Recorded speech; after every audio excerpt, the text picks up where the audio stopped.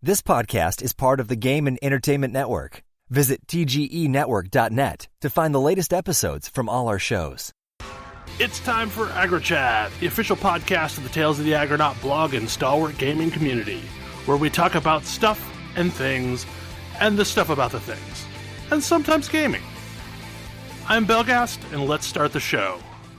Hey folks, it's that time again. Time for another episode of AggroChat. This is episode 164. Tonight I'm joined by Ashgar. Hello. Grace. Good evening. Kodra. Hi. Tam. Hello. Thalen. Hey there. Put a Reese's cup in my mouth at the worst possible time. It's okay. The Reese's cup is more important. So, in no particular order, this week I have been leveling a DPS after leveling my warrior to 70 in Final Fantasy XIV, and leveling his DPS is horrible. Oh, yeah. Well, especially without the assistance of the quests and the main storyline. And without the assistance of the main storyline, it's not great. I mean, yeah. I am leveling as a tank, and I also don't find it terribly great. Well, at least with the tank, you can chain run dungeon. Yeah, I mean, I'm leveling my second healer, and it's not exciting, but I can chain run dungeons. I even saw the coveted healer in need on the roulettes today, so I was very excited. Oh my god. I can believe that. Now, admittedly, dungeon queues have not been that horrible so far for me on the Samurai. I mean, they're about 15-20 minutes, so I'm guessing people have decided that they're now going to level their tanks. Seems like those clusters are working. They definitely turned up the bribery this past Thursday. Okay, so explain to me what that even is. A cracked Free cluster is an materia. item you can trade for Materia 6. That's all it is. Okay. So it's basically a monetary bribe. Okay, I've not encountered one yet. I've not actually gotten one that I can tell. The most common way to get them is from hunts. Well, most common way before last Thursday. Now, if you are adventurer in need in the leveling roulette, you get one. So mostly this has meant a bunch of level 60 and higher tanks entering leveling roulette. So many, in fact, that I got a cracked cluster as a healer because I was in need. How do you get cracked clusters? Do you have to be 70 and in need? 60 Nope. a tank, leveling roulette. In need. 60 in need, leveling roulette. Mostly that means tanks. But I guess it doesn't always. Doesn't always. Oh man, I definitely need to get my character leveled up then. So what that tells me is a cracked cluster is about 120,000? Is it? Yeah, something like that. No. The bribery, you're not kidding when you say the bribery is real. all the way up. It's almost like there is a predictable tank shortage that went unaddressed. Yes. Cough, cough. Cough, cough. I think we even named a show that. Yeah. Well, there certainly isn't a tank shortage in our guild. No, we're the No, weird that's just weird. outlier. I mean, I'm up to 63 on the Samurai, so in theory, I can maybe ride along for some dungeons as other people are leveling, but I think I missed the train though. In our free company, it's hilarious because the thing that's been stopping us from doing regular raid night stuff is not having enough DPS. Admittedly, this is kind of why I stopped everything I was doing the other night and unlocked experts for Neff and just to make sure we would have another geared DPS. Because I think with Neff, that kind of gives us 8 people that we can do stuff with. I think so, yeah. The thing that's Still weird too many about it, tanks. the thing that's weird about it this time is it feels like there's not as many organized ways of leveling as there used to be. Fates aren't really as big of a thing as they were. They're still good experience. Because Fates are worth way more experience than they were when Heaven's Ward launched. Right. They're Just that worth a people lot. aren't running them for some reason. Right, yeah, so I've been running around in zones and trying to drum up a Fate party, and that's not happening. And I'm shocked that there's not party finder groups for Fates anymore. But I guess PvP was a reasonable way to level until the recent nerf, and then it's still okay-ish if you win. It's now, yes, better if you win, rather than encouraging AFKing at the spawn point because it didn't matter if you won. Yeah. And there's no levaquests this time around if you're not a crafter. And that was at least something that I did on some of my DPS in Heavensward. Like even it was never a good idea. No, it was horrible because you had to keep going back to the foundation to turn in, but still, like it was a thing. It was a thing you could do. It was a complete waste of time. I did it, but it was a waste of time. Palace of the Dead, you might as well not be doing anything. You're not getting enough experience per run to even put a dent in anything anymore. Like once you hit 60, like 60 to 61. Yeah, 60 to 61 was okay. Like 61 plus, no. Got it. Razor thin margin of experience gain per run. So like mostly right now, my MO is queue for whatever dungeon I can queue for while running around doing fates. And it's taken me from 60 to 63 so far this weekend between Friday and Saturday. I still feel like Final Fantasy XIV really needs to give us something else for leveling purposes. Oh, for leveling purposes? Yeah, because... I mean, they could also give us a tank. They could have given us a tank, yeah. But, I mean, Palace of the Dead really filled a much-needed niche, and with it no longer really giving decent experience in the 60s, it's noticeable. Like, that was how I was leveling all my alt classes prior to the launch of Stormblood. And that's still, like, I know that's how Tam went from 50 to 60 on Red Mage. And that's how I went from 50 to 60 on Samurai. Palace of the Dead will get you to level 60 pretty good. Beyond that, it sucks, though. Yeah.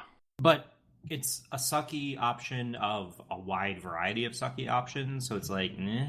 How are side quests for XP? Horrible. Side quests are not great because side quests are basically the only thing that doesn't get an armory bonus. Oh. So yeah, it's actually more efficient to do those the first time around. Maybe we should try and do some, like, I don't know, fate grinding or something. It would be worth doing. Like, if you could get, like, 3-4 people roaming around, you could roll through the fates pretty quickly. I spent some time this afternoon running around in Ruby C and doing some of those side quests, thinking maybe it would help, and no, it was... I did probably a half dozen side quests, and it was less experience than I'd get in a single fate. Yikes. I'm just hoping that, we get the new Palace of the Dead before too long. I think we're going to get our new Aquapolis first, which is funny because I never did the old Aquapolis. I'm not even sure what Aquapolis is. I mean, it's always something I sort of wanted to do, but... Aquapolis is the bonus round after you successfully complete an 8-man treasure map sometimes. Ah, yeah, that's not a thing I've ever done. I mean, that requires, treasure maps. Yeah, we did it a bit during Realm Reborn and not during Heavensward at all, as far as I'm aware. Not as a group, anyway. Well, Aquapolis didn't exist in Realm Reborn, did it? Nope. Okay, yeah, because, I remember a lot of times we would do treasure maps as either a warm-up or a cool-down from a raid. But we also need to have, gatherers going and getting treasure maps. Yes. I mean, our free company actually has a lot of gatherers and crafters now. It's weird. Well, Keelise, I think, mostly has craft classes. And I think Dimmer kind of has everything leveled as well. And then Saul has a good smattering of things. I'd also kind of like to do Diadem, because I don't think I ever did that. What is Diadem again? I will do it with you once. Yeah, Diadem was not a time. It was not a good time. It was awful, and they took it out and put it back, and what's there is not awful, but not great. Meh. Can you do it unsynced? No. Can we just face roll it? I have no idea, but I don't think so. But anyway, we need more DPS to get leveled so that we can do raid things, because now there's a raid thing. Mm-hmm. And honestly, other than the amazing music in Alex, I've enjoyed Omega way more. Oh, I've just all around enjoyed Omega way more. I did Alex, I wasn't super into it, but Omega is just hitting all of the buttons for me. Yeah, I loved most of the fights, a lot of the fights in Alex, and I absolutely adored the music in Alex. But, as a story thing, and as the main story raid for an entire expansion, it was very, very lacking. Yeah. I had a good time in Alex, but I missed Coil. while Alex was the thing, and Omega feels, it still doesn't feel quite like Coil because I think they moved away from that kind of design, but still. What do you mean by moved away from that kind of design? So they've moved, for their raids, they've kind of moved away from progressing through a space and more, here's a boss. Yes. I approve of that. I'm back and Highly forth on approve of it. Like, on the one hand, I think that it's mostly better, but on the other hand, like, I have a lot of good memories of, like, moving through space. Like, Coil felt more epic because there was stuff in between you and the boss. And usually, at least in Coil, that stuff was mostly interesting, with some exceptions. I mean, it was mostly not interesting, except for, like, the mini-boss you fight before T1. I don't know. Or, a giant elevator where enemies spawn on you continuously. I don't know. I thought it looked cool, and it made you move through a space that felt like a space, as opposed to sort of like blipping from arena to arena. But I think one of the things that the current raid did really well is in the introduction to it, you did get to move through a very cool space to unlock it. And I really like that. But for raiding purposes, I am super glad that they moved to the here is a boss kind of mechanic, because especially with their timer, it's nice to know that we can go in and work on the fight we want to work on. You do lose something, though. It means there's no Faust. Which was probably more important in Savage than it was for normal, because it let you know that you must be at least as tall to enter. No, I'm kind of okay with people who are trying to do Savage things being able to just be their faces against Savage things until they figure out whether they are tall enough or not to ride the ride. I kind of have mixed feelings, though, because, like, a lot of the encounters in Coil that preempted a boss kind of just felt like busy work that was in the way of doing the boss. That's what I mean. There are only a few that stand out. Before T1, there is an orb, which is your preview of T2. And you have to figure out how, interrupts actually work and things like that, and before you can actually fight the boss of Coil 1. And before Coil 8, there's this weird stealth section that didn't really work all that well, but it was a nice attempt. Other than that, I couldn't tell you what any of the trash is in any of the other Coils. I will say I really enjoyed the little solo instance thing leading into Omega. Yeah, that's what I was saying. Like, that let you see the space where the raid is taking place and, like, move around and get a good chunk of story and not have to deal with lots of other people there, one for good or ill, and also not have to relive it every week while you're trying to work on a boss. Yeah, I thought that was a really cool touch. I'm kind of hoping they do, like, more pieces of that in between each section. Yeah, that way we slowly evolve that story without also having to make everybody in the raid do it together. I mean, and I'm glad they didn't do it between the fights, because the way we tend to do them is, like, get someone through all 4 in a single night, and it would just be painful to have to sit there and wait for, the person to go, get the next part and then the next part. And I really appreciated that this time, for the most part, the quests were just a couple of dialogue sessions. It wasn't run here, and then finally you can queue up for the next section. Because I remember that was annoying with Alex. There were a couple of sections where there was a huge gap between the two fights, and you had to wait for someone to get through that gap before you could queue up again. But all in all, I think Omega's really good. I've thoroughly enjoyed it, and will be running it for a long time because I want a pet. I'm weirdly motivated to try Savage. I would love this also thing. want to try Savage. I'm weirdly motivated to try Savage because, honestly, I saw a bunch of potential in the bosses, but none of them were hard. Like, the third one was the most interesting, and of the 4 bosses, like, it felt very kid gloves. It's like, there were mechanics, but there was nothing challenging. But I mean, Alex was also like that. If you wanted the challenge, you had to do Savage. Regular Alex was, like, completely easily puggable. I feel like, I don't know, I feel like regular Alex was easily puggable, but there were still some challenges that would, like, raid wipe you if you got them wrong. Like, even in the first set. I mean, there were definitely those things in this set of raids also. I think the mechanics were I don't know. I don't think they were any simpler than the first round of Alec. I The think only that the whole complicated thing thing is in the cooler. first set of Alex was Judgment, I say. Well, so admittedly, like, I feel this expansion had a quest that was way harder, or an encounter that was way harder than anything on Omega.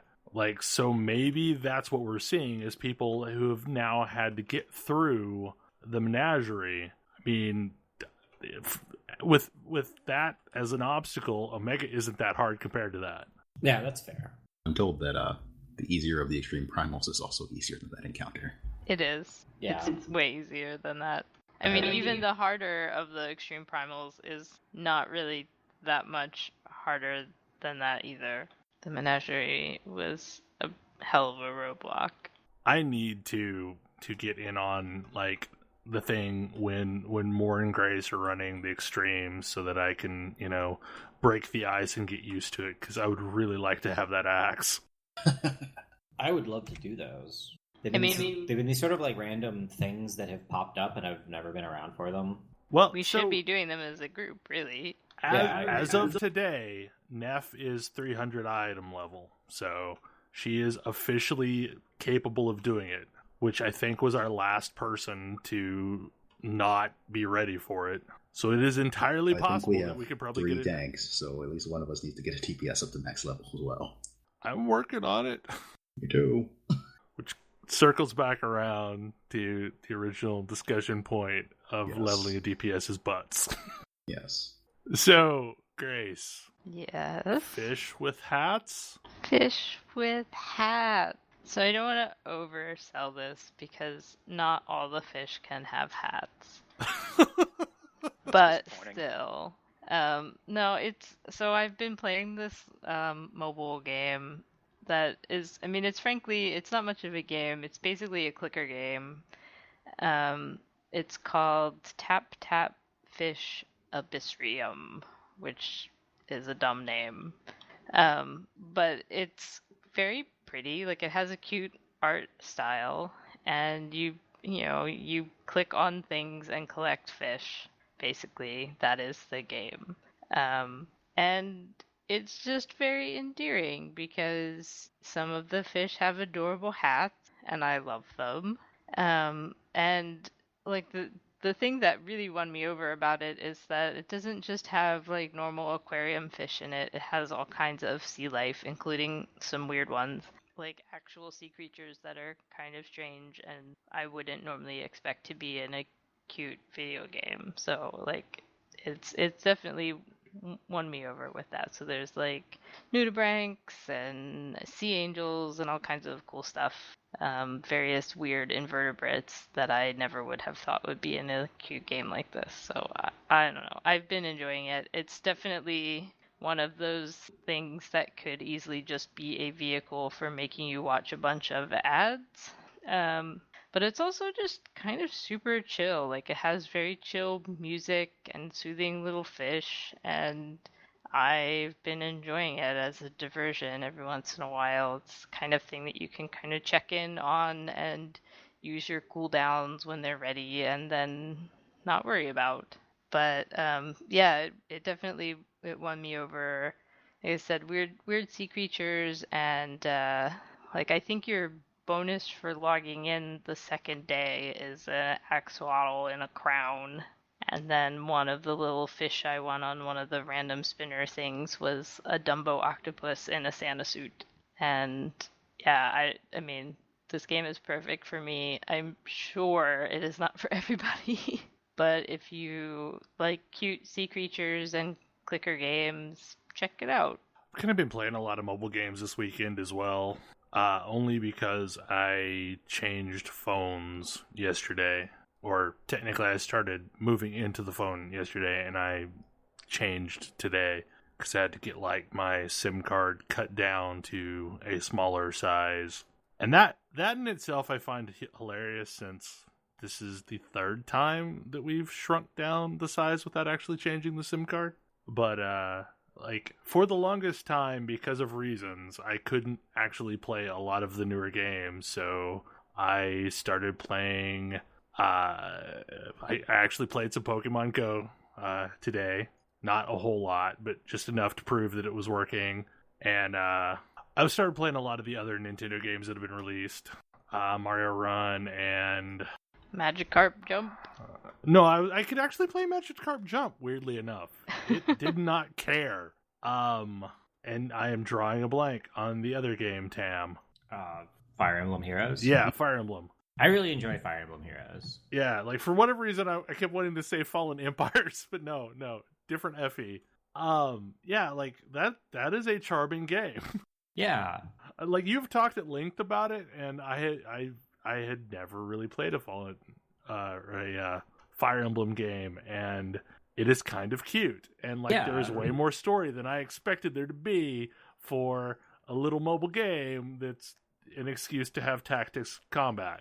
Yeah, and every time they do a patch, they add another little side quest, and it's got its own little story blurbs. The amount of downloads that I've already had to do, like, mid-game is more than most mobile games. Like, when I first installed it, it had to do, like, this massive download of assets that seemed to take forever. But yeah, no, it's really cool. I don't know, like, forever I have said I was just not that big of a fan of mobile gaming, and maybe it's just because the phone I had didn't mobile game well enough. I mean, this is a much bigger phone, and it's got, like, a much more powerful processor and graphics chip, and we'll see. I'm really interested in hearing about your adventure with this phone. So far, it's crazy. Like, I am really enjoying it, and So side note, I had a moment of rationalization where, like, it has really bothered me, the price of cell phones. I could not justify, $800 to $1,000 for a cell phone. So I started looking at, other really powerful Android phones. And it turns out that there are a bunch of really awesome Android phones coming out of China. And a lot of the American market, is not too cool with, phones coming out of China, but the feature set that they have is really good. And I took the plunge and ordered one. It was carrier unlocked and had zero issue getting it on AT&T other than trimming the SIM card. And it's been awesome. Like, the quality of the phone and the presentation and all of that was just phenomenal. Like, and the amount of random stuff that it packed in the box.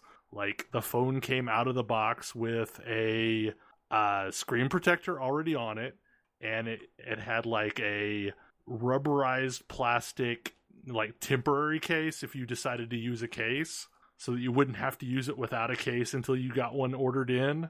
It came with a decent set of headphones. It came with a SIM tool. It came with a USB Type-C cable, as well as a little, dongle that took a mini Type-C.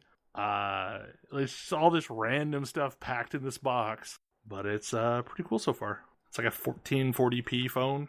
Wow. It will record 4K video. Is that really necessary? No, it's really not necessary at all.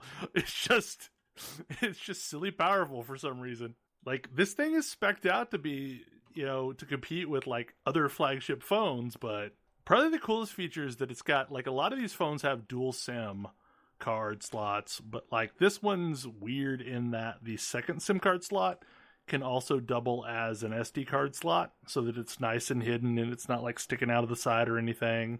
But anyway, I am curious to see if gaming on this device improves my opinion, because it's got much better battery life, and playing all the games that I played today, it only took it down to like 70% battery, and that would have shredded my previous phone. So I do not believe that we've actually talked about the Rise of the Necromancer pack in Diablo 3. Nope, I think we may have mentioned it back when it was in beta, but I'm not sure we've talked about it since it actually launched. We should talk about it because it's pretty great. It is. It's really good. The Necromancer is crazy fun. What differentiates the Necromancer from the Witch Doctor? Blowing up corpses. Oh. Huh. raising a constant army of corpses as well. Yeah, so how similar to or different from the Diablo 2 Necromancer is the Diablo 3 version? That's a question for Bell. So they definitely tried to make it feel similar. The big thing that they did is they largely took poison away as a realm of the Necromancer. Now it's mostly curses and bone splinter type attacks and bleeds. And the big thing is like all of the really cool, skeletal army things and stuff are still going on. Now you can't raise quite as big of an army as you had in Diablo 2, but the size of the army that was raised in Diablo 2 was a problem and lagged out the game, so... Yeah, it got kind of silly. So right now you can... with the raise ability, you can raise 8 temporary skeletal minions. Now, the big difference between the two is, like in Diablo 2, they basically were around until they died. Now, a lot of these things have timers on them. So, like, your skeletal mages, I think, are up for 16 seconds, something like that. So you're constantly having to bring stuff back up. But, I mean, I don't know, like, But there's stuff that makes it feel modifies more... that, and it keeps you sort of actively thinking about them instead of... Because, like, I think the Witch Doctor definitely is still a master of passive pets. The thing I remember from the Diablo 2 Necromancer was it was all about raising a really large army, and then largely you just kind of started rolling over things at that point. And this is much more about getting resources to build your army and make sure you keep them up, and I don't know, like it's a much more interactive class than what I remember of the Necromancer.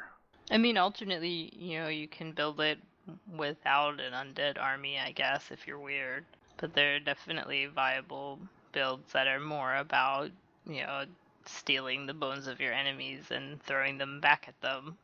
The big thing that I had noticed is there's a lot of abilities that are missing that the Necro in Diablo 2 had, but instead they've kind of worked those into like the runes. So like you can get an ability that looks similar to like the old ability and works similar to the old ability, but it's like a mutation of one of the base abilities. Yeah, that makes sense. All in all, like I think it feels better than the original, the Diablo 2 Necromancer, but I think that's partially just because I've moved on past the Diablo 2 playstyle. They definitely seem to have fixed the problem that I experienced in beta where Necros felt really weak early on. Because when we did a run-up, like, there was never a point at which I felt like I was just painfully behind. And for the most part, I think I played on hard or master the entire way up. I mean, I leveled myself up in a very marginal way, using Gems of Ease and all that stuff, and keeping the setting fairly easy for what I was doing, because I actually used it as an excuse to play through the whole story, which I have not done in a really long time.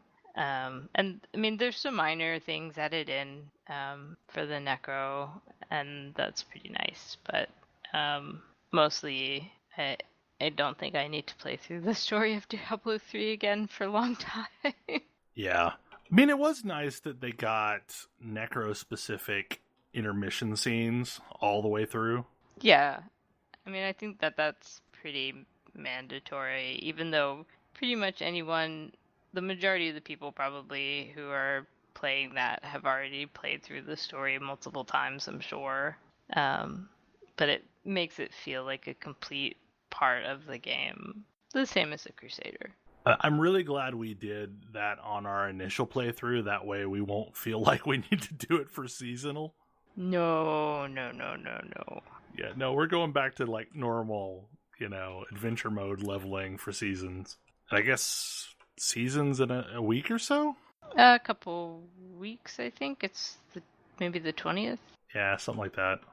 But it's been nice, it's also like having this new thing to do, and my fancy new wings and whatever has motivated me to get back into Diablo 3 a bit more again. And it's kind of nice. I have not played very much outside of seasons in a while either, and it's been kind of fun to roll around with all of the benefits of my non-seasonal stash and all of my Paragon levels, and do some really really silly things. So I've been working my way through all of the set dungeons, which, I mean, we've definitely talked about those before because, man, I hated them.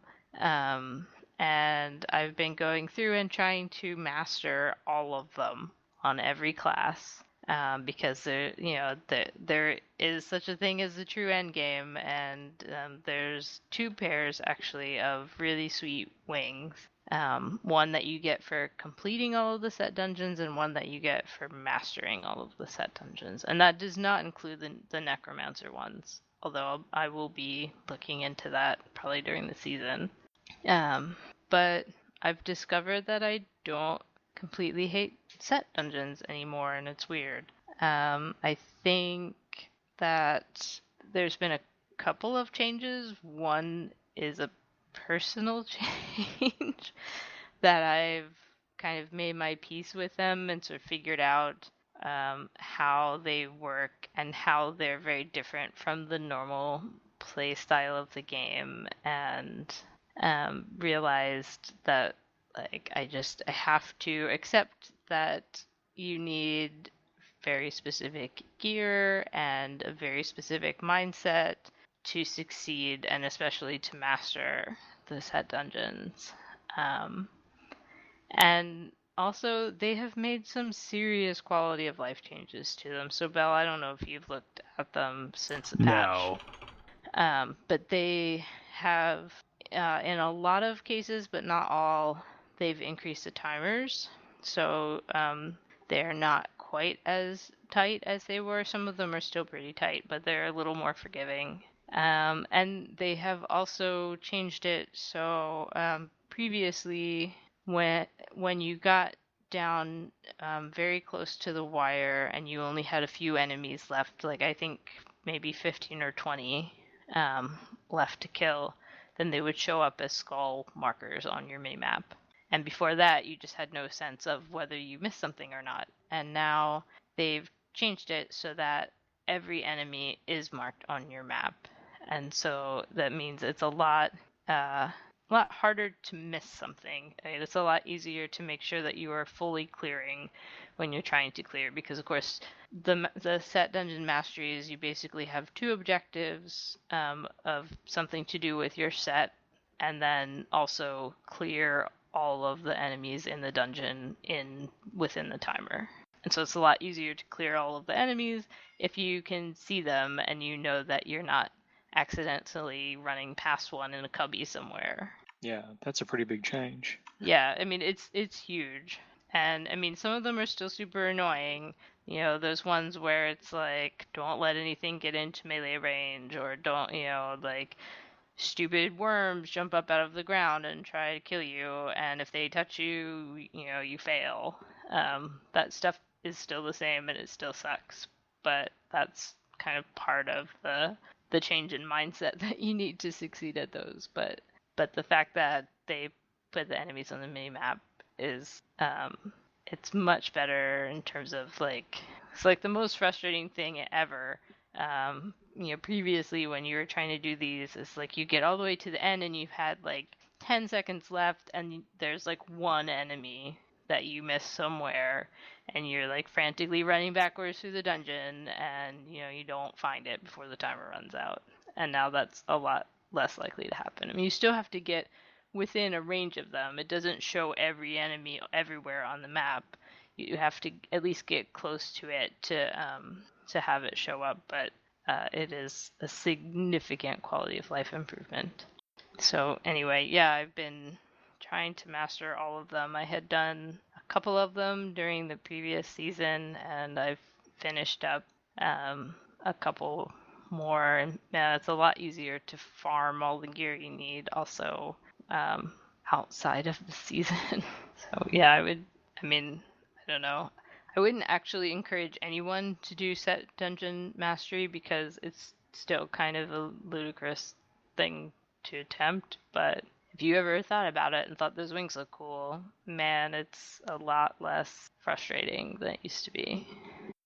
Yeah, I need to give it more of a shot on a couple of them, because especially with the tracking change, that was the big problem I had, was having to memorize the route of where things are going to appear. And if I just know that ahead of time with the tracking of where the mobs are and where the skulls are, I think that in itself fixes a lot of my problems with them. Yeah, I mean, there's still some issues. They are definitely still incredibly variable in their difficulty level. So, like, some of them are trivially easy. Some of them are incredibly frustrating still. Some of them have mechanics or objectives that can be trivialized with the right piece of gear. And obviously, most of them don't. But yeah, it's better than it used to be. I think at this point my biggest frustration with them is just how variable they are.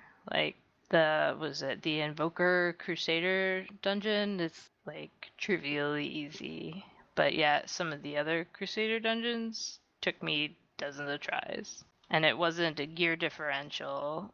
It was just whatever the objectives happened to be. Well, like that Firebird dungeon or whatever is specifically annoying. The one where you have to like kill things with the fireballs as a wizard.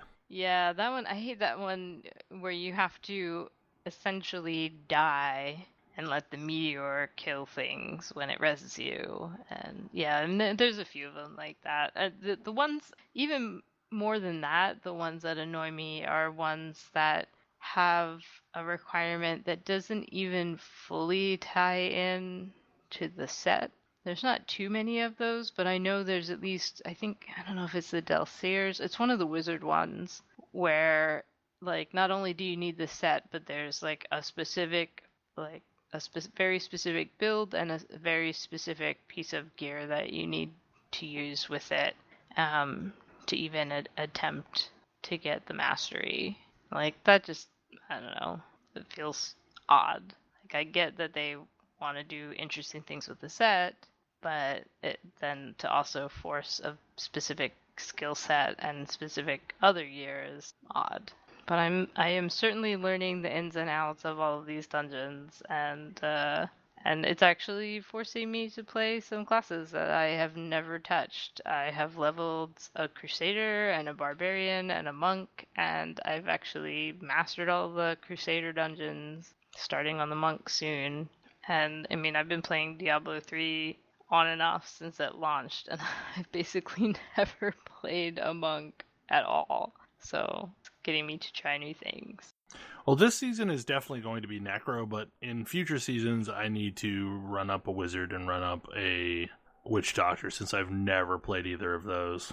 Yeah, I mean, I love those, but yeah, this season is going to be funny trying to do anything, because I'm sure everyone will just be on Necros. I mean, even right now, anytime that I do rifts or bounties or whatever in a group, it's like me on my Demon Hunter and 3 Necros every time.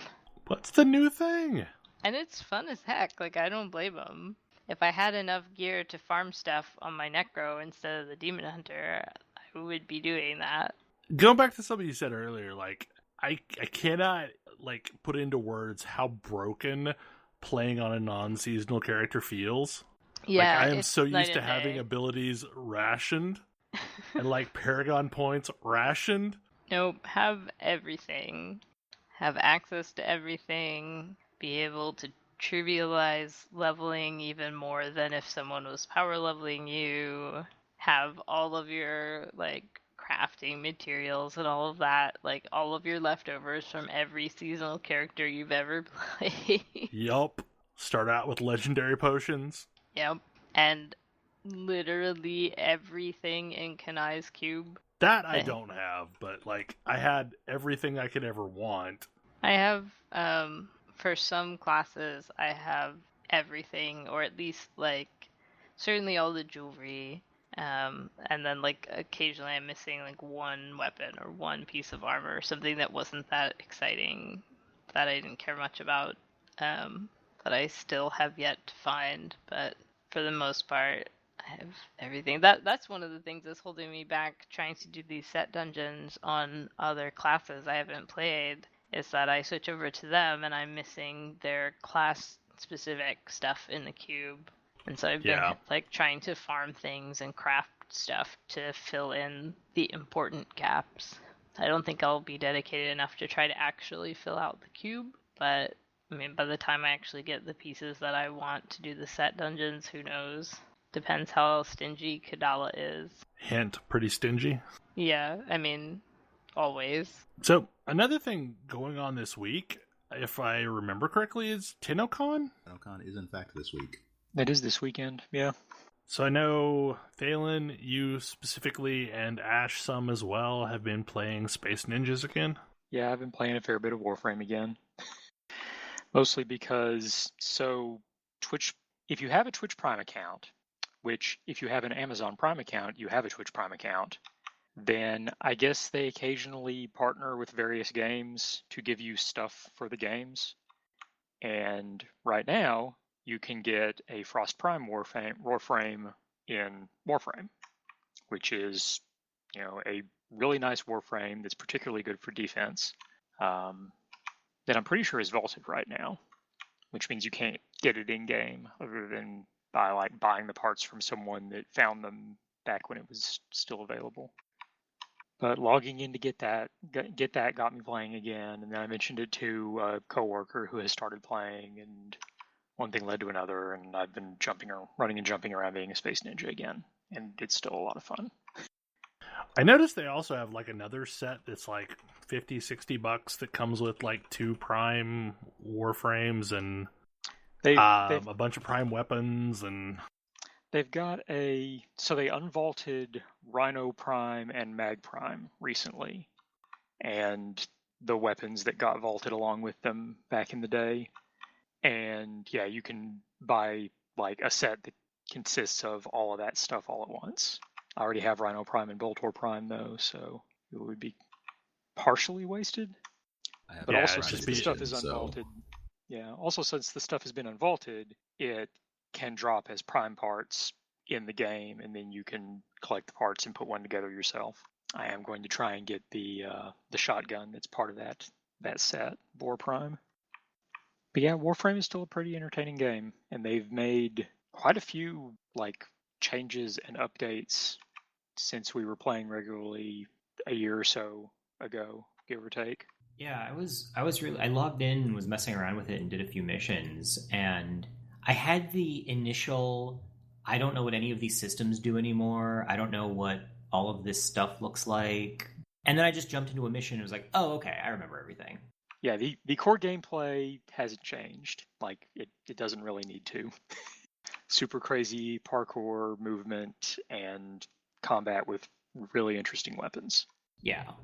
I think I need to try to download Warframe for my PlayStation and try it there, because I played it on the PC when you guys were getting into it a while back, and it just, I don't know, it was the controls, it never quite stuck with me. I can see that. My coworker has been playing back and forth between playing with a controller and playing with keyboard and mouse, and from the way he talks, the controller does work really well. It's on PC, right? I know a number of people who prefer playing it on the controller. I suspect I would prefer playing it on the controller.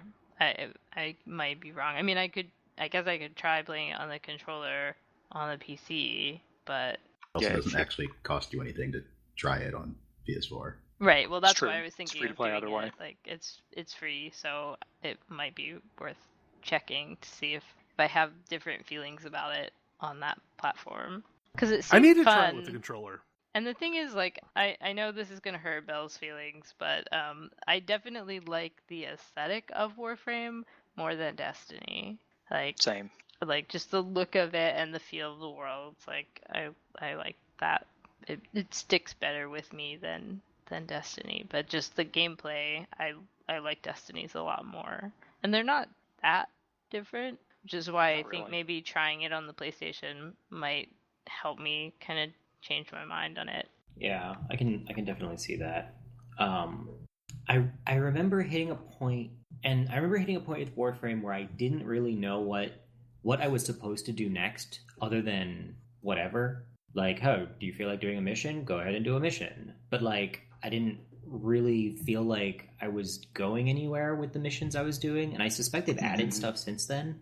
They've added some new quests. Like there's at least one new big central quest that continues on from Second Dream. It's called The War Within. I haven't done it yet since you have to have unlocked all the relays all the way to Sedna, the final planet, legit.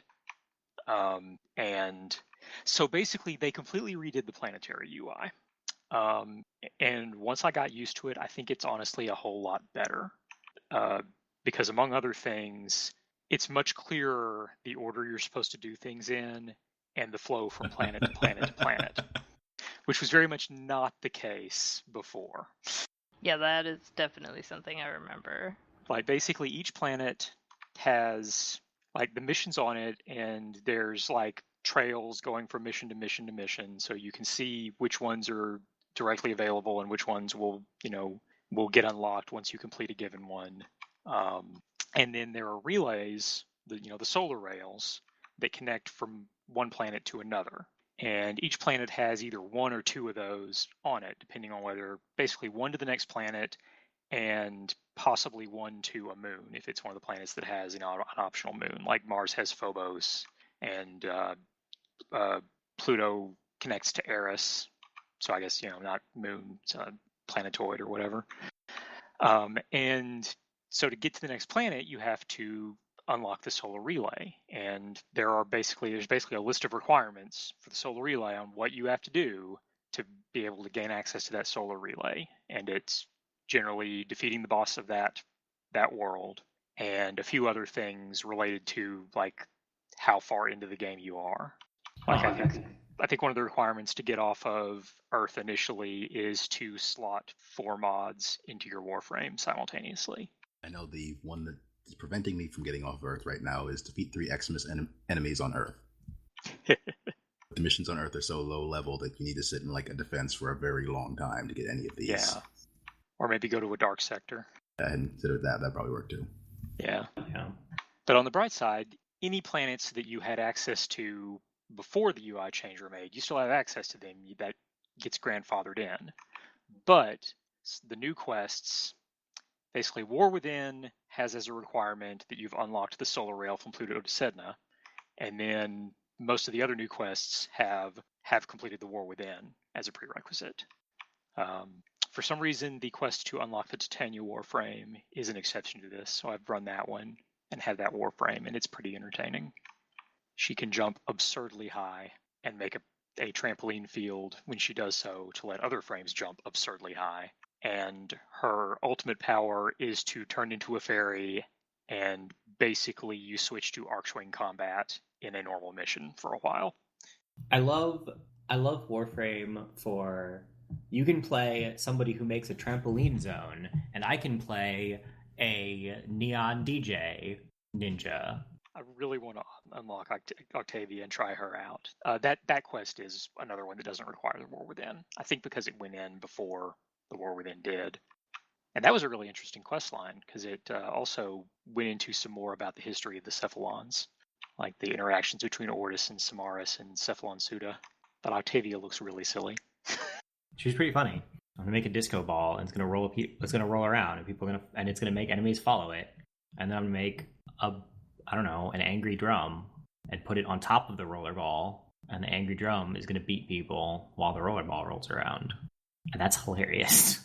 And like you have an aura that you can control, like you get to choose what song the aura causes you to play. And then if people do things to the beat, they get buffs. Yeah, like if you fire your gun to the beat of my music, your gun hits harder and is more accurate. That's pretty great. It's hilarious. And it's super forgiving too. I was playing around with it. It's really forgiving about what it considers on the beat. So you're not just like suddenly playing a weird rhythm game, but you can.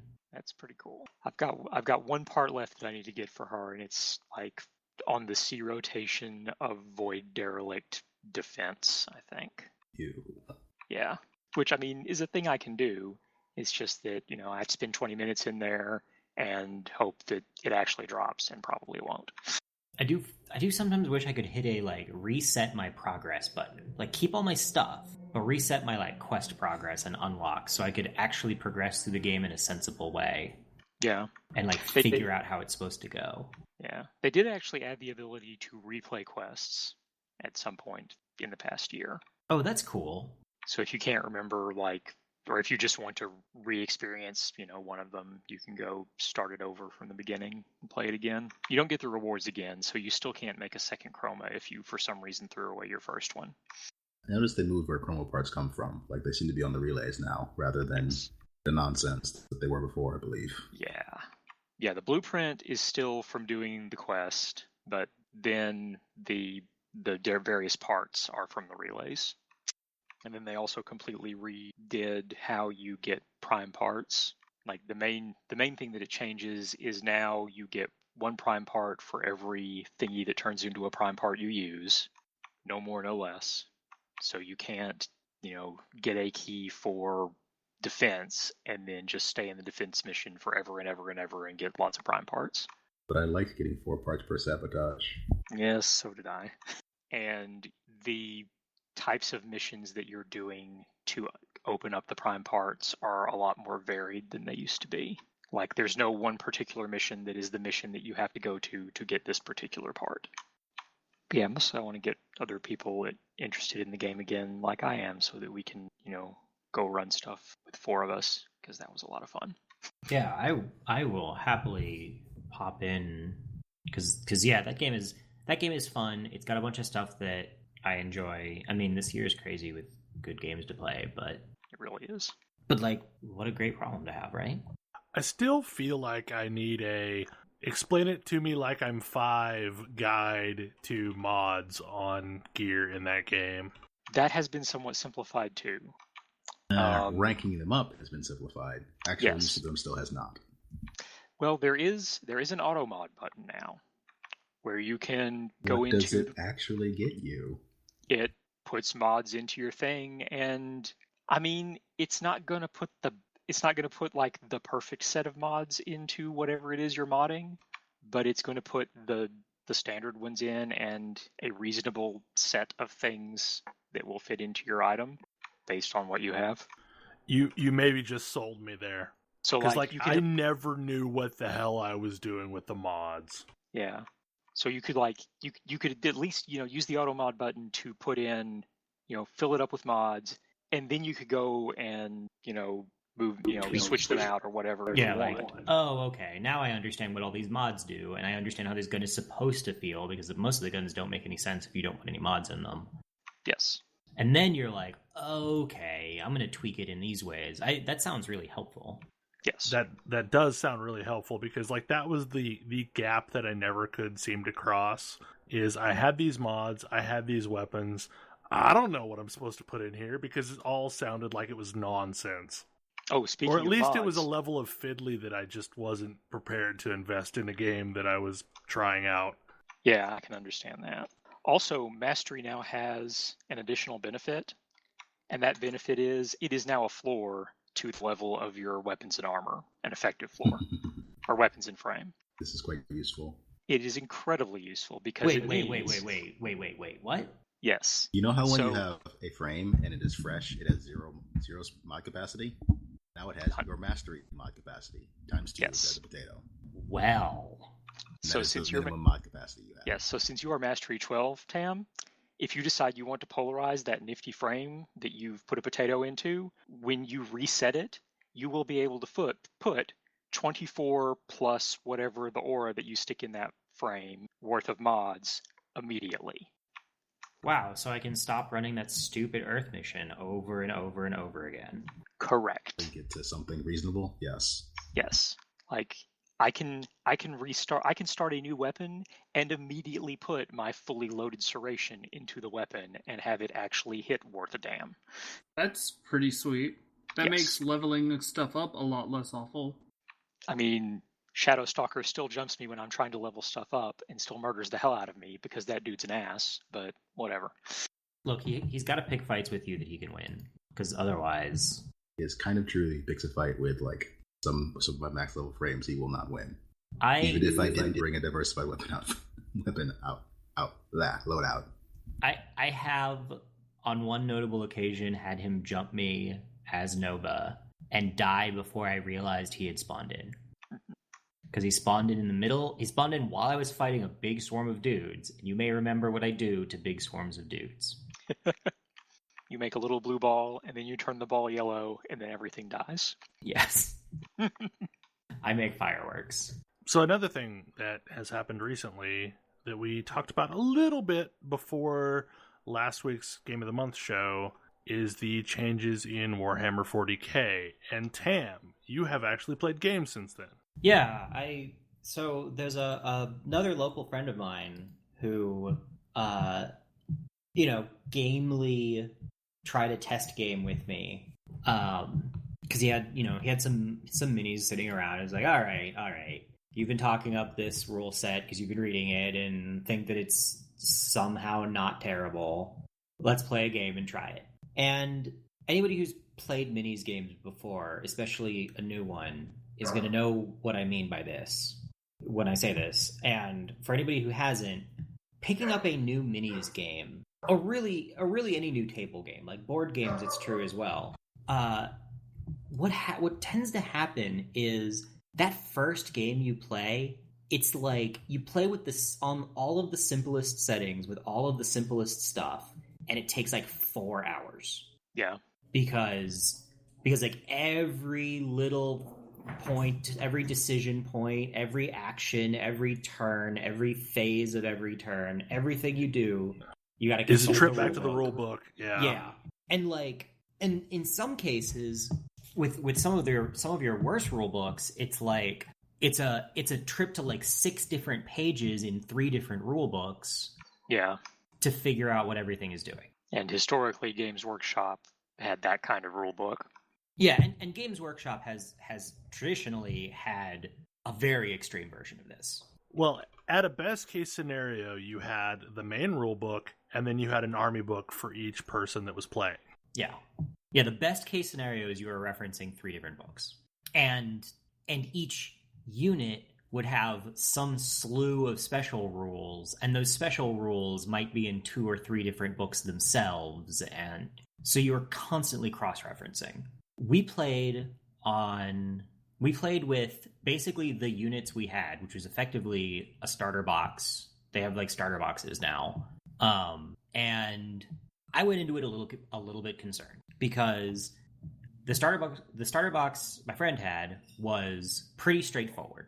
It was a leader character, just like a normal walking leader character in like heavy armor, a group of regular kind of troop marine guys, and a group of, I guess they were like lizard warriors, like chaos lizard warriors who were melee and fast. They had like pistols and swords. And it was like 21 models on his side. And I had 5 because the Eldar starter box is 3 jet bikes, a leader character on a jet bike, and a tank. And my experience with this kind of lopsided, numerical forces is usually not good.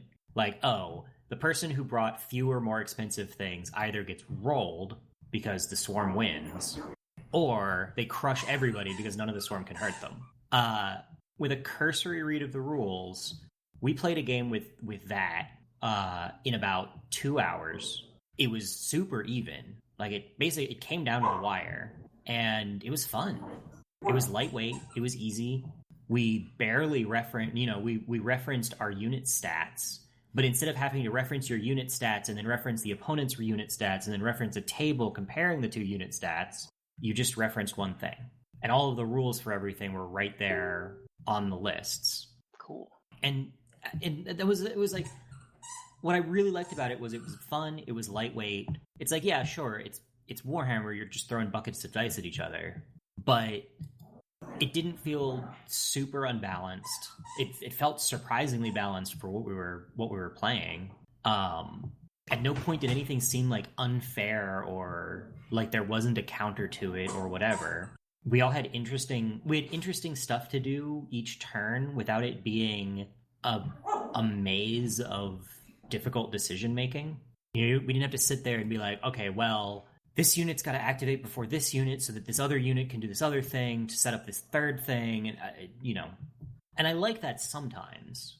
I play Infinity, and Infinity is an incredibly complicated game with lots and lots of overlapping interactions, and it's not even a little bit lightweight. And I love it, but it isn't a game that you want to play if you just want to have a casual game outing. Kind of much the same way, you're not going to sit down and play Agricola.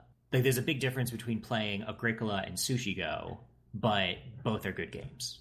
And 40K is more on the Sushi Go side of things. It's like, oh, hey, do you want to set up some minis and play a quick game? Yeah, okay, sure. And you can do that while watching TV or chatting or whatever, as opposed to having to be 100% focused in this game and set it up and have all of the pieces all interlocking at the same time. So I'm curious, what are the starter boxes running roughly price-wise? Every starter box I saw at the game store, so not looking at online retailer discounts, actually going into a game store, there were $67.50. That's actually really reasonable. And it gets you, and they all clock in at just under, well, almost all of them clock in at just under 500 points. Oh, okay, yeah, so that's a much more skirmishy thing than I was expecting them to be. Yeah. Looking at the models, I would have thought that was about 1,000 points from your little Eldar army. Yeah, but it's about 500. It was about 500 points, and 500 points is a decent lightweight game size. Well, so before hearing how much it was, in my head I was like, okay, with these improved rules, if they can get starter boxes to around $50, to where that's the investment that somebody has to make out of the box, then I think, they're going to get a whole bunch of new players. Because, back in the day, I don't know, to get a reasonable army that was fun to use, you're looking at a $200 outlay of money, just before you've played a single game. Yeah. Minimum. Yeah. And if you wanted to play... I remember a time looking into 40K where it's if you wanted to play a game that was the standard size, that was the standard size that everybody was playing, that had things that you enjoyed, that you weren't just buying the cheapest possible things, you were actually making a rounded force. You were spending anywhere from $500 to $1,000 or more dollars before you even have that. Madness. Well, 5 Terminators, for example, was $60. Yeah. And that was a unit. And, if you wanted, jump jet troopers for Marines, those were more expensive than standard troops. And then you had to mount everything in a Rhino, and the Rhinos were $35 a piece. Yep. Yeah, which is the other thing. The other thing contributing to keeping costs down is the game is a lot less restrictive about what you need to take for a force to be quote unquote legal. So you can buy the stuff you like and play it. Do you like jet bikes? You can play a whole bunch of jet bikes. Do you like tanks? You can bring a whole bunch of tanks. Do you like just regular dudes on foot and you don't want to bother with the rest of the stuff? You can do that. I assume you still have to have some kind of HQ unit. Usually you do. Yeah, usually you need some kind of leader, but even that's kind of optional. And most forces have a really wide variety of leaders. And usually there's one that's a basic dude that's just upgraded to a leader. So okay, well, I'll make one fewer Space Marines out of this box, and this Space Marine is going to have all the parts to make a leader with. Done. That guy's my leader.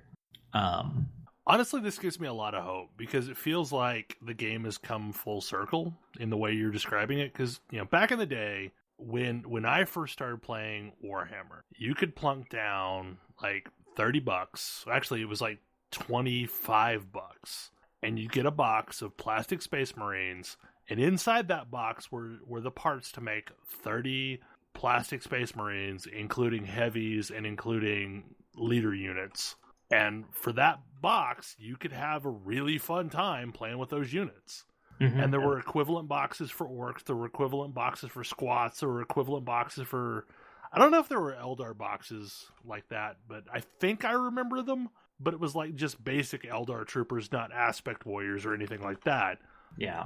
But like for $25 plus an additional 25 for the rule book, you could sit down and start playing. And like if you're playing it with a bunch of friends, only one of you really needed the rule book. And now their rule book is their core rules are free online and are basically like a pamphlet. Like all of the core rules you need are right there available online for free, which is good. And they've kind of consolidated their unit lists, the stuff that actually tells you what all your stuff does. On the one hand, you can buy a book for $20 that has 5 of them in it, like 5 different factions in it. And they're broadly grouped by factions that can ally with one another easily. So, like, if you like a little bit of Eldar stuff and you like a little bit of Harlequin stuff, you can get both and put it together in an army, and it works reasonably well. And you've got all the rules to do it in one book. Or I just use Battlescribe, which is a free app that does all of that. Like, it helps you build lists and also will give you a printout of what all of your list stuff does. Yeah, I used to use something called Army Builder that did the same thing. Yeah. Mostly what stands out to me is it is a lightweight, it's weirdly more affordable than Privateer Press games now, which blows my mind, because that was one of the things that War Machine kind of positioned itself as, is we're not as expensive as Games Workshop. But like that definitely feels like it's changed. Well, I mean, there were two big problems with Warhammer in general. One was the extreme cost, and 2 was the fact that it was very hard to build an army. Like, you basically had to know what you were doing to build an army. Yes. Whereas you couldn't just say, I want this box and this box and this box, and be done with it. Yeah. And know that that was modular enough that, like, these 3 boxes would play perfectly together because, you know, all the models functionally played the same. Like, they were all somewhat balanced against each other. Yeah. And that never happened. You had to, like, you know that, oh, I needed, like, 3 boxes of this and 2 boxes of this, and then I needed, like, this blister pack that would get me the extra parts that I needed for, you know, to turn one of these other things into something else I was wanting. Mm-hmm.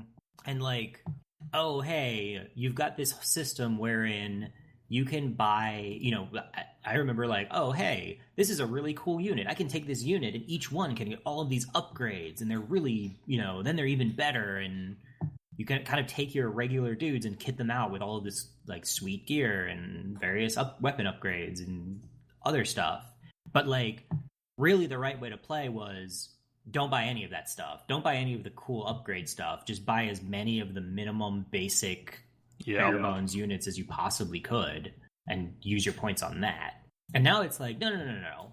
Those upgrades are balanced and good. So spend your point. I mean, you don't necessarily buy all of them with everything, because you'll blow out your points really fast doing that, but they make a significant enough and noticeable enough difference that they're not necessarily wasted. Well, and the most annoying thing too was, like, say you built out an army and you're like, I'm going to equip these people with plasma pistols. Mm-hmm. Well, in order to play them, you had to physically have plasma pistols in every hand, which meant if you ever wanted to change out your build out at a later date, you had to either pry the plasma pistols from their hands and put whatever the hell else you wanted to put in its place, or just buy new Marines and, you know, build an alternate set. Yeah, and I frankly can't be bothered with that nonsense. Yeah.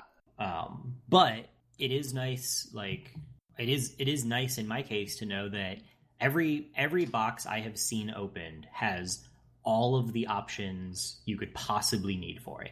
Like, once upon a time, a unit of jet bikes could have one special weapon and the rest regular weapons. And when you get the box, it would have one special weapon and all the rest regular weapons. But every sprue I get, like, every single sprue has a choice of weapons on it as part of the basic build this bike option. I think their blisters are still really overpriced. Well, it's mostly plastic now, isn't it? It's it's pretty much all plastic now. I don't think I've seen anything that isn't plastic, but it's really high quality plastic. I mean, that's at least nice in that the models that they used to have that were blended metal and plastic were hell to get together for any length of time. They were awful.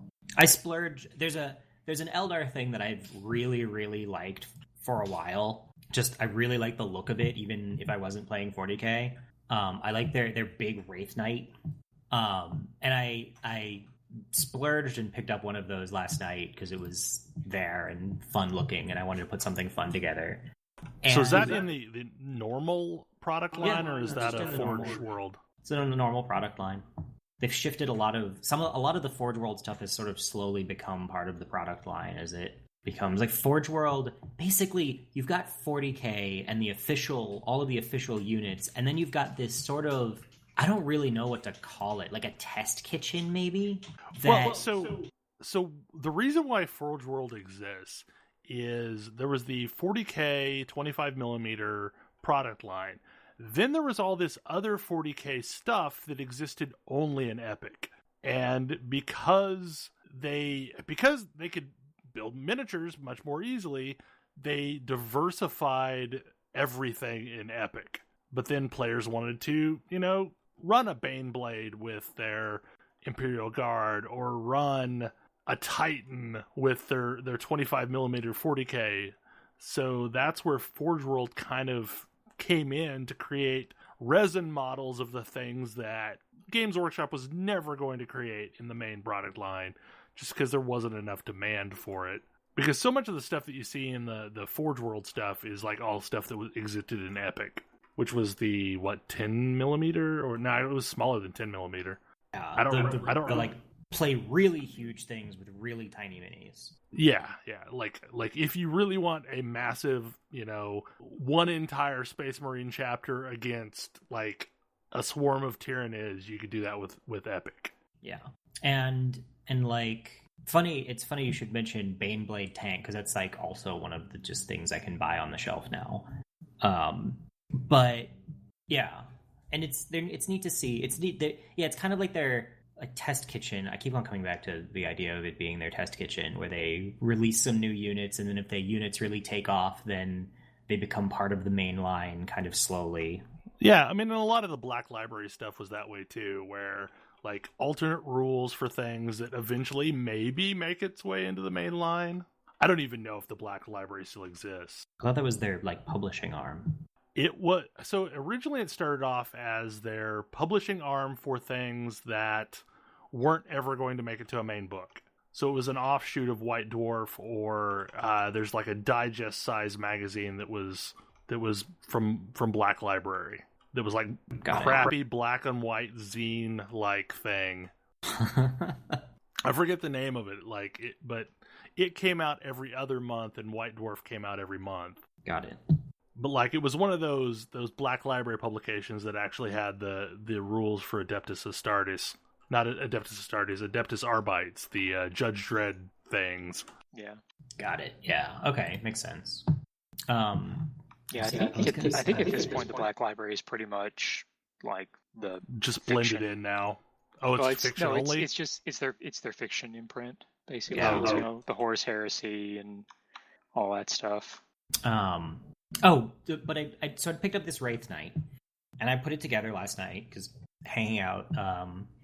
Because my friend locally also picked up some Necrons because he's incapable of avoiding anything that is playing reanimate space skeletons. Anytime that he can play something that's reanimate skeletons, he's probably going to do that.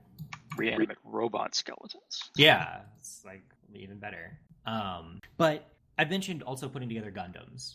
Putting together this stuff it's not quite as good as putting together a Gundam because you still need glue, but it's pretty close. Like the experience is really close. You get really cool things. It goes together really, really nicely. It was really fun to assemble. You see all these little details as it's all coming together. And you kind of see how you can turn bits on a plastic sprue into a whole functional thing. They're fairly posable. And if you want a pose that it doesn't support, it's plastic, so you can manipulate it a bit yourself. I spent some time putting some magnets in mine just so I could swap out its big cannon or a big sword, because I wanted to be able to do that because I thought both looked cool. And it was really fun. It's about the size of a MG Gundam. Those are the ones that are about 12 inches tall. It's about 12 inches tall. Yeah, it was really neat. It was like really neat to put together. And then it's something that I can put together. I can do some like paint work on it, depending on how motivated I feel. And then now that it's done, I can use it in a game, and it has rules. And I really like that piece of it. I can imagine just wholesale replacing, larger sized things in an army list somewhere with Gundam models. But I haven't quite done that yet. I spent a lot of time, like, since every Space Marine unit basically needed to be mounted in some kind of vehicle, I was constantly finding things to kit bash and turn into vehicles. I mean, with a Rhino, it's like, the thing's basically just a box anyway. Right, it's just a box, right. So, do you have some Pop-Tarts? There's a Rhino. I feel like you just made some serious 40k players upset. I bet you could take a Pop-Tarts box and paint it up real nice into a super convincing Rhino with a bit of work. Get the right dimensions down. I've seen, from back in the day, when Rogue Trader first was released, I've seen Rhinos that were made out of, like, polyfoam or cardboard because there wasn't a model yet. Oh, man. 30-second Google search. The I don't even know what image hosting site this is because it's defunct. But I found a old archived forum post of somebody showing off their breakfast cereal box Baneblades and Pop-Tarts box Chimeras all painted up. Because neither model existed. Yep. But there are rules to play them. Yeah. Someone totally did this. I wish I could find these pictures. They're not hosted on the internet anymore. One of those GIF bucket or something. Like, I wonder if they still have this, but like there was an official, unofficial rules for creating any vehicle you wanted to create. And this was the thing that I love the most, is like, if you want tracks, it costs this many points, and here's the rules for it. If you want a las cannon, it costs this many points, and here's the rules for it. So you could basically, like, build whatever you wanted. So you could run with a Gundam and, like, have Gundam-specific rules. Yeah, I don't know if they have quite that, but they have tons of these things can have these upgrades, and these are what these upgrades do, and this is how much they all cost. I mean, and this isn't actually from that far into the past. Like, it's around 5th edition Warhammer that they released this generic set of rules for building whatever vehicle you wanted. Yeah, I mean, I suspect that they don't still do that, but it definitely sounds like it's come a long way in the right direction. It's honestly, it's less than a year ago, I read through the 7th edition 40k rules, and they were garbage. Like, less than a year ago, this game was the game that I went to explain to people about how bad game design can still survive. Like, it was my poster. It was the poster child I used for, hey, if you're first to market, you can survive a really long time, even if your game is objectively terrible. And they have a lot of competition now, and a lot of their competition has better thought out rules and is not afraid of the internet and a whole bunch of other things. And like, digital sculpting allows lots more people to have access to high quality sculpts. And interestingly, like, 40k sculpts are way less detailed and way less complicated than Infinity sculpts. And it's sort of intentional. It's like they want to make units where it's like, spray on a primer, spray on a base coat, throw a wash on there, and paint a couple of little details, and you're done. You can turn around a single unit in like 15-20 minutes if you want, because then you can have a whole army of dudes that are all painted. Or if you really want to spend the time, you can go and be really highly detailed and really fancy about it. But if you just want, your dudes to be colored and not gray, that's an easy. The design is intentionally easy to make that happen and look good. Yeah, I think I posted some pictures of the stuff that I had started painting, and I've spent maybe 3 hours painting, several big minis, and that's the entire process. And I'm fairly happy with them because they lend themselves to looking good when painted. If you have a mini with lots and lots of little details, sure, all those details look good, but at a distance, it's going to become just noise after a while. And it's also really hard to paint all those tiny details. I've seen people paint. One of my favorite things I've seen is I saw somebody who took their whole Space Marine list, their whole orc list. That's what it was. Primed everything green, and then put them on pins, and then dipped the entire thing into wood stain or like some equivalent of like a staining stuff, and pulled them out, let it drip off, and let it dry. And they had they looked great. They had like all the musculature was defined, and all of the little details were defined, and they're like, all right, looks good. Yep, I used to do a lot of that just to get stuff quickly. I would take Future floor polish and acrylic paint and blend it together to create like an acrylic wash, and then just go over it, and then pick out some highlights and paint any other details that I really wanted, and then boom, you're done. And like, sure, I would spend more time on like hero units, but there's only one of those. Yeah, there's only one of those. And really, like you said, once it's on the battlefield, it looks really good regardless. Yeah, I mean, the thing that 40K does to look good is each individual unit is really simple, because what you're looking at is the whole force on the table at once. It's a very intentional visual thing. Like, each one has little things you can pick them up and be like, oh, that guy has details, but the models across the table as a whole have a look to them.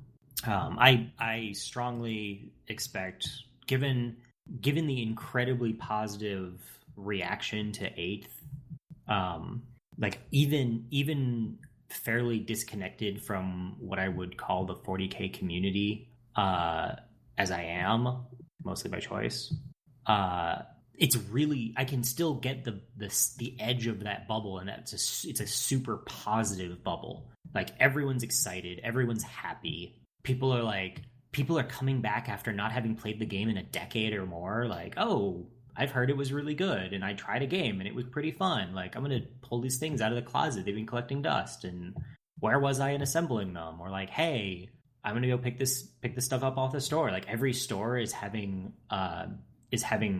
stock issues. Like, every place I've talked to, they can get, Games Workshop has a fairly well-developed distribution line from having done it forever, but they sell out of stuff crazy fast, which suggests, a healthy game, or a game that's like being revitalized quickly. I'd be curious to know what the reaction is like in the UK, since their community is so vastly different than the American community was. I have no idea. I kind of want to. I wonder if I can go find some like UK based 40K forums and see. Although I'd have to delve into that. I wonder, does Daka still exist? Oh God, yes, it does. Okay, it's not a place that you want to go. Well, it used to be like I used to go there for the modding stuff and see what interesting things people had done with the models. Like, I did not do anything with the gaming discussions. I've actually been on a couple of the Warhammer Reddit forums, which I would have thought would have been a lot less. I would have thought would be a lot like more vicious than they actually are, but they're people who are happy to have other people playing the game, and they're encouraging. And like, I saw somebody post a picture of a painted Space Marine. It's like, I remember when I first painted a mini and I couldn't even really paint in the lines, and so I just sort of blobbed paint on there, and it was, and like, that look. Yeah. And it's it's not great, but you're like, hey, I painted a Marine, and person posts it online, and like the community's like, hey, good to see you. It's great to have you with us, and welcome to the subreddit. And what made you choose those colors as opposed to like your paint job sucks? It was weirdly positive. I also saw one of the first things I saw was and I'll have to dig it up, but a group of Pride Marines done all in pink with rainbow, like these beautiful, delicate rainbow shoulder pads and banners with unicorns on them. They were amazing. That's pretty great. And like that was also I noticed it because it was one of the most upvoted threads on the subreddit. This is several years ago, but I remember there was a Hello Kitty Marines floating around that was like fully modded where everything was Hello Kitty. And it wasn't just that it was like painted on, they had actually sculpted like cat ears and stuff. Yeah, like sculpted green stuff, like emblems and to put on the sides of the rhinos and replace all the skulls with Hello Kitty faces. It was amazing. That's so many Hello Kitty faces. Yeah, it was amazing. But it's just, for me, it's just so interesting to see a game turn itself around so thoroughly. Like, under new management can mean something. There were some glaring issues. There's some glaring balance issues in the rulebooks that they just released 3 weeks ago. And last week, they released an FAQ addressing them. So in a 2-week turnaround cycle, they had here's all of the things we're addressing. We'll be keeping an eye on it to address them continually as we go forward. They issued an apology. They're doing some expansion, some like codexes that expand your options for each faction if you want to get really like down in the weeds with some specific thing you want to do. And their announcement started with an apology that they won't get all of the factions out simultaneously. They're like, we can't simultaneously launch like 40 books. We're going to try to get it as close as we can. And like from a game it's mad, like from a game that used to be, hey, maybe sometime this decade your favorite army is going to get a rules update. Maybe. Yeah, that was the big problem, was like it would maybe take a course of over 5 years you might get most of the army books out. Yeah. But then there's still going to be ones that never get released. And you'd have people who are like, I really want to play whatever this faction, but the faction's army book hasn't been updated in 4 editions. So my army book has all of these like printed out black and white sheets of paper in it with the how to translate my rules into whatever the most current edition is. And like that's a terrible experience. I will be very interested to see if they give Warhammer Fantasy the same treatment and they say, hey, we're going to reboot this game entirely. I realize they already did. They literally just did that. It was a disaster. They blew up the world. Yeah, no, it was terrible. Yeah, no kidding. Like, that game is bad. They apparently released a bunch of new rulebooks to make it slightly less bad. But yeah, I mean, I mentioned that what got me to originally look up these rules was I saw when the new Age of Sigmar, I think it's called, Warhammer Fantasy stuff came out, and it was so incredibly bad that it provided me this like dark amusement. And so I looked up, when I heard that 40K was getting similarly rebooted, I had the same like dark amused urge to go see, just like dig into just how bad it actually was. And to my great surprise, it wasn't. And like even playing a real game, it was fun. Like I would do it again. I'm planning on doing it again. Well, do we have anything else that we want to discuss tonight? This is the fond farewell to the triple Amonkhet draft environment. It was pretty fun. And now Nicholas Bolas or whatever is going to destroy the world? Nicol Bolas is... Oh, good old Nicol Bolas. He's come back. The God Pharaoh has returned. And with him, he brings the Hour of Devastation. And This everyone wasn't dies. that good. Oh! Sounds like a 40K plot. Wasn't Nicol Bolas was the one that if you got hit with him, you had to discard your entire hand, wasn't he? I'm trying to remember what the original Nicol Bolas was. The original He was one's in from Legends. Legends. I had him. I had He him. was in basically Legends. unplayable. Yes. Because he was 2 blue, 2 black, 2 red, 2 colorless. Yeah, discard Yeah. your entire hand if he's damaged by them, and pay a bunch in upkeep or he is buried. Back when being buried was a thing. Pay 1 blue, 1 black, 1 red to keep him going. He's this like weird loungy dragon. Yep, he likes his Yo. books. I never understood. It was an incredibly weird card. So I was like, what are you? I mean, if he hits you, you're basically dead. Yeah, I mean, he's also a 7/7 at a time when that meant something. Yeah. I mean, 7/7 was Lord of the Pit, right? Like I think Yes. that was how big Lord of the Pit was. Yeah, like Notably, 7/7. I think 7/7 was the biggest thing in the initial set, and then later they brought out, the Polar Kraken and Leviathan. Leviathan. Was it 10/10 or 12/12, something like that? Actually, I tell a lie because Force of the Wild was 8/8. It was 10-10. he came back as a planeswalker in Shards of Alara, I think, I want to say. And when he came back there, he was broken. Like, he could destroy target non-creature permanent or gain control of target creature as soon as he comes onto the board. When Nicol Bolas comes into play, a target opponent sacrifices a creature, discards 3 cards, then loses 5 life. You return a creature card from your graveyard to your hand, draw 3 cards, then gain 5 life. What? An opponent dealt damage by Nicol Bolas must discard his or her hand. Is this a new version of Nicol Bolas? I have no idea. This is me Google searching Nicol Bolas on... That sounds like a less intense Cruel Ultimatum, which is Nicol Bolas, like, also a card associated with Nicol Bolas. But no, he's here, and he's going to kill all of the gods and all of the planeswalkers.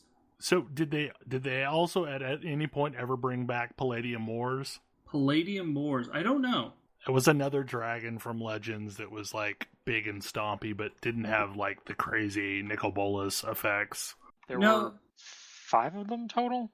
I think. And each one was basically there were 5 Dragon Legends, and each one of them was a tricolor card that required mana of 3 consecutive types. Yeah, so Palladium Moors was flying, trample, 7/7, pay white, green, red during your upkeep, or Palladium Moors is buried. So it was like the only one of them that was probably very easy to deal with. Yeah, and then the others were Arcades Sabbath, Chromium Rule, and Vivectus Asmati. Yeah, so they've not reprinted any of these guys or brought any of them back. But we might be seeing some of these guys coming soon, or at least we might be seeing some old Magic standbys, because we are headed back to Dominaria for like the first time in a decade. Go ahead. So funny story about Legends. Once upon a time, I picked up a pack of Legends just randomly, and inside of it was like half land. Like it was some weird quirk of shipping or whatever. So I, being annoyed, I wrote a letter to Wizards of the Coast complaining about this one pack and showed the distribution. And they wrote me back a nice letter apologizing. And in it, there was a package that had like all 5 of the dragons. Nice. But yeah, we're going into a new set and a new draft environment, a new limited environment, and so I'm looking forward to playing some more MTGO. I saw some stuff about the pre-release events. When does it officially launch, the new expansion? Next week. Pre-releases are happening today and tomorrow. Anything else major happen this week? There was a new patch for Horizon Zero Dawn, and it added New Game Plus, which I am very excited to try out, but I have not looked at yet. Also, I think some new fashion options. Yes, also important. There was also a new patch for one of our previous games of the month, Chroma Squad, also adding New Game Plus. Also altering how mech battles work, so they were less random and more timing based. That's probably good, because they were kind of repetitive. Not just New Game Plus, but also New Game Plus Plus. Yes, you can go around twice more. Well, that sounds like we've kind of reached the end. Hopefully you enjoyed the show, and as always, if you have commentary, please let us know, and we will see you again next week. Good night. Good night. See you. Good night.